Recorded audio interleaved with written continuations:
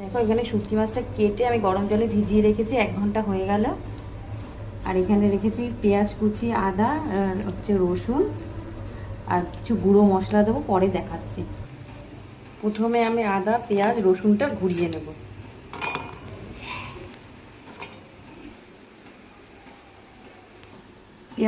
পেঁয়াজ আর রসুন আদা ঘুরিয়ে রেখেছি।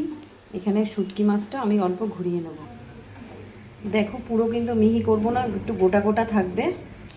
কড়াইয়ে সর্ষের তেল দিয়ে দিয়েছি, তেলটা গরম হয়ে গেছে, কালো জিরা ফোড়নে দেব। প্রথমে দিচ্ছি আদা পেঁয়াজ রসুন বাটা, লঙ্কা গুঁড়ো দিয়ে দিলাম। যে যেরকম ঝাল খায়, আমি ঝালটা বেশি খাই। জিরের গুঁড়ো, হলুদ গুঁড়ো, পরিমাণ মতো নুন। এবার কিছু শুটকি মাছটা দিয়ে দিলাম। গ্যাসটা কিন্তু একদম কমিয়ে দিয়েছি। এবার এটা অনেকক্ষণ ধরে নাড়বো চাড়বো। 15 মিনিট ধরে নাড়াচাড়া করেছি। দেখো তেল ছেড়ে দিয়েছে পুরো রান্নার থেকে। আমি চিনি দিয়ে দিচ্ছি, একটু নেড়ে ছেড়ে নামিয়ে নেব। শুটকি মাছ বাটা রেডি।